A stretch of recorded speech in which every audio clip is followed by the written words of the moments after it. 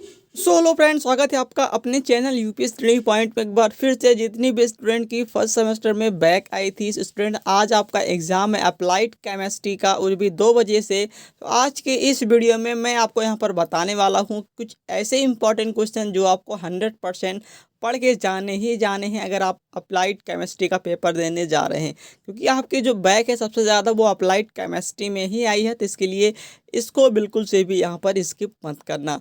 बाकी काफ़ी student comment कर रहे थे, इसलिए वहाँ पर मैं वीडियो बना रहा हूँ। तो चलिए स्टूडेंट, करते हैं वीडियो को स्टार्ट। और उससे पहले चैनल पर नए हैं तो सब्सक्राइब जरूर से कर लीजिएगा। बाकी मैं आपसे निवेदन करता हूँ कि हमारे इस चैनल पर सिर्फ और सिर्फ अभी 70 सब्सक्राइबर ही बचे हुए हैं, जिससे कि हम अपनी फैमिली 12,000 कंप्लीट कर लें। तो आप सभी अगर नए हैं तो सब्सक्राइब जरूर से कर लीजिएगा। और ये जो पीडीएफ मैं आपको देने वाला हूँ ये आपको टेलीग्राम पर मिल जाएगा, तो टेलीग्राम चैनल भी ज्वाइन जरूर से करके रख लेंगे। तो चलिए स्टूडेंट, करते हैं वीडियो को स्टार्ट।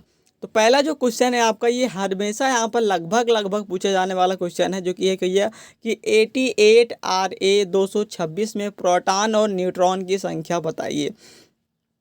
इस तरीके के जब प्रश्न आएंगे, मैं आपको जो भी प्रश्न देने वाला हूँ सभी के सॉल्व भी यहाँ पर देने वाला हूँ। तो बिल्कुल से भी टेंशन नहीं लेना है कि भैया सॉल्व कहाँ मिलेगा, ये सारी चीज़ें आपको बिल्कुल से नहीं सोचनी है। इसीलिए यहाँ पर थोड़ा टाइम लग गया। तो आप यहाँ पर बिल्कुल से अभी देखिए 2 बजे से आपका पेपर है, आराम से आप यहाँ पर पढ़ के जा सकते हैं।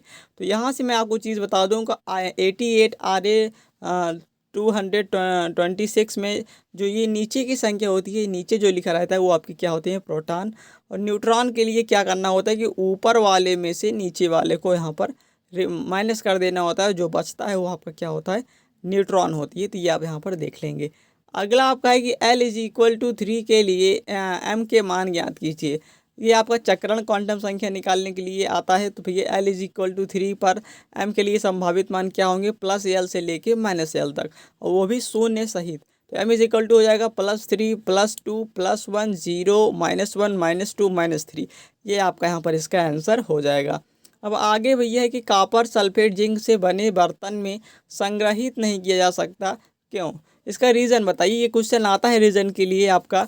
तो कैसे होगा इसका, चलिए देखते हैं कि कॉपर सल्फेट के विलयन को जिंक से बने बर्तन में नहीं रखा जा सकता, क्योंकि विद्युत रासायनिक श्रेणी में जिंक कॉपर से क्या है, ऊपर स्थित है, और जिसके कारण वह उसको विस्थापित कर देता है और उसके लवण के विलयन में अतः जिंक का क्षरण होना शुरू हो जाता है, और इसीलिए यहाँ पर वो रखा नहीं जाता। यहाँ पर आप देख पाइएगा, यह है कि CuSO4 + Zn, इसके बाद =, ZnSO4 + U। यहाँ पर आप देखिए Cu ये इस तरीके से विस्थापित हो चुका है, जो कि Zn ने यहाँ पर विस्थापित किया है स्टूडेंट। आगे देखेंगे, किसी एक sp संकरण का उदाहरण दीजिए। तो भैया एक sp संकरण आपका VeCl2 है, जिसका कोण होता है 180 अंश। तो एक आप यहाँ पर sp sp2 sp3 संकरण का एक एक उदाहरण जरूर से यहाँ पर याद करके जाइएगा। ये जो क्वेश्चन है स्टूडेंट, ये आपका एवरग्रीन टॉपिक है, जो कि 100% और लगभग यहाँ पर पूछे जाने वाला प्रश्न है, जो कि ये भैया कि समभारिक और समस्थानिक को परिभाषित कीजिए। तो समस्थानिक क्या होता है, चलिए देखते हैं। किसी एक ही रासायनिक तत्व तथा समान परमाणु संख्या वाले परमाणु जिनके परमाणु द्रव्यमान भिन्न भिन्न होते हैं समस्थानिक कहलाते हैं। ये आप यहाँ पर देख सकते हैं। कुछ समस्थानिक के उदाहरण आप देखिएगा, 1H2 1H3 1H4 1H6। ये आपके हाइड्रोजन के 4 समस्थानिक होते हैं। समभारिक क्या होता है, चलिए देखते हैं। तो ऐसे परमाणु जिनके परमाणु क्रमांक भिन्न भिन्न तथा परमाणु द्रव्यमान समान होते हैं समभारिक कहलाते हैं स्टूडेंट। तो ये आप यहाँ पर देख सकते हैं, जैसे कि आपको 24Cr54 तथा 26Fe54, ये आपकी देखिएगा। तो परमाणु भार इनके ये यहाँ पर जो यहाँ पर 54 दिया हुआ है, ये देखिए समान है, लेकिन ये आपका परमाणु क्रमांक भिन्न भिन्न है स्टूडेंट। अगला आपका sp2 संकरण में आकृति तथा कोण बताइए। तो sp2 संकरण में सिग्मा बंध पाया जाता है, और कोण जो बनता है वो यहाँ पर 120 डिग्री का बनता है स्टूडेंट। ये आप यहाँ पर देख सकते हैं। आगे जो आपसे यहाँ पर सबसे ज़्यादा पूछा जाने वाला प्रश्न है स्टूडेंट, वो है कि शॉर्टकी तथा फ्रैंकल दोष में अंतर बताइए। तो चलिए देखते हैं शॉर्टकी दोष। तो इस दोष में धनायन तथा ऋणायन अपने जालकों स्थलों से पूर्णतः हट जाते हैं, तथा धनायन और ऋणायन में परस्पर बराबर होते हैं। इस दोष में एक आयन अपने जालक बिंदु को छोड़कर अंतराकाशीय स्थल में आ जाता है। इस दोष में क्रिस्टल का घनत्व घट जाता है और इस दोष में घनत्व में परिवर्तन नहीं होता। यह दोष अधिक उपसहसंयोजन संख्या वाले प्रबल आयनिक क्रिस्टलों में पाया जाता है तथा क्रिस्टल में धनायन एवं ऋणायन लगभग समान आकार के होते हैं। उदाहरण NaCl, CeSCl। और यह दोष उन क्रिस्टलों में पाया जाता है जिनकी उपसहसंयोजन संख्या निम्न तथा धनायन आकार ऋणायन में से कम होती है। इस दोष में रिक्तियों के बनने से क्रिस्टल का अस्थायित्व घटता है और इस दोष के कारण क्रिस्टल का अस्थायित्व घटता है और इस दोष में क्रिस्टल का परावैद्युतांक भी यहाँ पर बढ़ता है। तो ये आपके फ्रैंकल और शॉर्टकी दोष में अंतर बहुत बार पूछा गया है, तो ये आप जरूर से पढ़ लीजिएगा। अगला हम देखते हैं कि अपस्फोटन और अपस्फरोधी।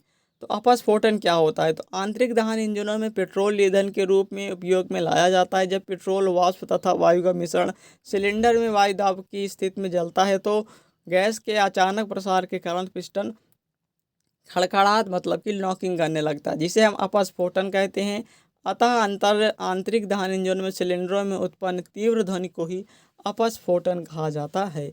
अपस्फोटन के कारण बहुत सी ऊर्जा बेकार हो जाती है, ईंधन का अपव्यय होता है, इंजन का कार्य क्षमता कम हो जाती है। अतः किसी ईंधन की दक्षता उसके नॉकिंग गुण पर निर्भर करती है।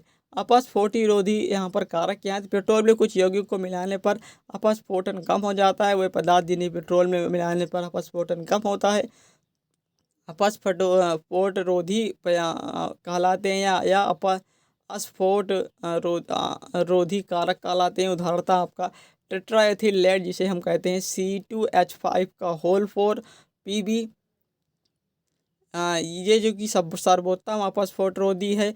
इसके प्रति लीटर में लगभग 0.15 से लेकर 0.6 मिली टेट्राएथिल लेड तथा कुछ एथिल ब्रोमाइड C2H5Br मिलाया जाता है। तो ये अपस्फोटन एवं अपस्फोटरोधी यहाँ पर ये आप यहाँ पर ज़रूर से पढ़ के जाइएगा स्टूडेंट। आगे देखते हैं स्टूडेंट जो कि है स्नेहक।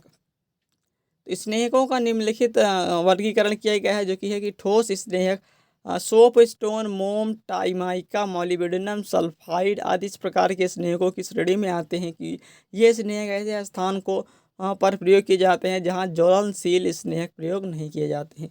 आगे दूसरा है कि अर्ध ठोस स्नेहक। तो मुख्यतः ग्रीस तथा वैसलीन अर्ध ठोस स्नेहक के रूप में प्रयोग किए जाते हैं। अनेक प्रकार के पदार्थों को मिलाकर विभिन्न प्रकार की ग्रीस तैयार की जाती है जिसके गुण भिन्न भिन्न होते हैं। इनमें ग्रेफाइट ग्रीस का एक्सेल, बेलन, एमीन ग्रीस आदि प्रमुख हैं। द्रव स्नेहक पेट्रोलियम स्नेहक वनस्पति तेल, जीव जंतु तेल, ब्लेडेड तेल, सिंथेटिक तेल, कटिंग तेल आदि द्रव के अच्छे स्नेहक हैं। पेट्रोलियम के प्रभाजी आसवन में लगभग 300 सेल्सियस पर जो द्रव प्राप्त होते हैं वह पेट्रोलियम स्नेहक के रूप में प्रयोग किए जाते हैं। इन्हीं के लिए ठोस या अन्य तेल के साथ मिलाकर भी प्रयोग किया जाता है।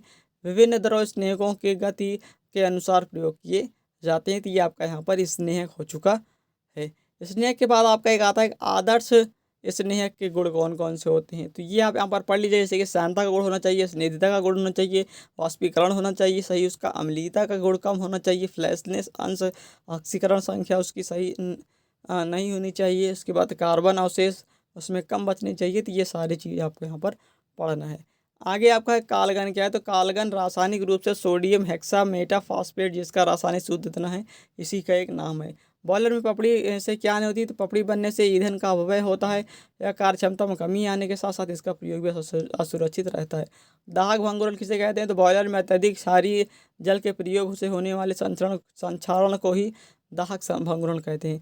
क्लोरीन गैस जब जल के लिए क्लोरीन गैस एक अच्छा रोगाणुनाशक है। क्लोरीन गैस का हाइपोक्लोरस अम्ल का निर्माण करती है जो परल जीवाणु नाशक होता है। Cl2+H2 = HCl+HCl हाइपोक्लोरस अम्ल, ये आप यहाँ पर देख सकते हैं।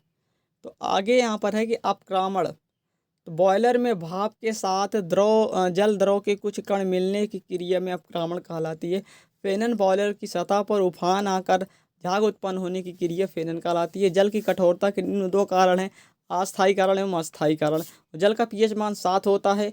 तो ये सारी चीज़ें आप यहाँ पर याद रखेंगे। ये कुछ न्यूमेरिकल था जो मैं आपको बता दी हूँ। अब अगला आपका है था COD तथा BOD, बहुत बार पूछा गया है तो आप इसे जरूर याद करिए। केमिकल ऑक्सीजन डिमांड और बायोलॉजिकल ऑक्सीजन डिमांड। सीवेज में उपस्थित किसी भी प्रकार की अशुद्धियों को मापने के लिए रासायनिक ऑक्सीजन की मांग की आवश्यकता होती है, अर्थात इसके द्वारा कार्बन व कार्बनिक दोनों प्रकार की अशुद्धियों को ऑक्सीकृत किया जाता है। रासायनिक ऑक्सीकरण किसी कारकों द्वारा सीवेज व अन्य अपद्रव्य पदार्थों का ऑक्सीकरण करने के लिए आवश्यक ऑक्सीजन की मात्रा रासायनिक ऑक्सीजन मांग कहलाती है। इसे मिलीग्राम प्रति लीटर में प्रदर्शित किया जाता है। जैव ऑक्सीजन मांग जल में उपस्थित सूक्ष्म जीव जल में विलेय ऑक्सीजन का उपयोग करके जल के कार्बनिक पदार्थों को खनिज पदार्थों में ऑक्सीकृत करते हैं।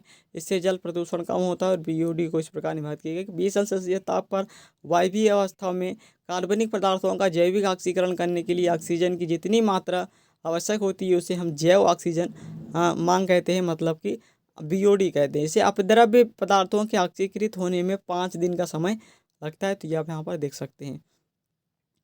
आगे देखते हैं जो कि हमारा ये है कि नायलॉन 6 की 1 लाख इकाई बताइए। तो ये कुछ इस तरीके से नायलॉन 6 बनता है, ये आप यहाँ पर याद रखेंगे।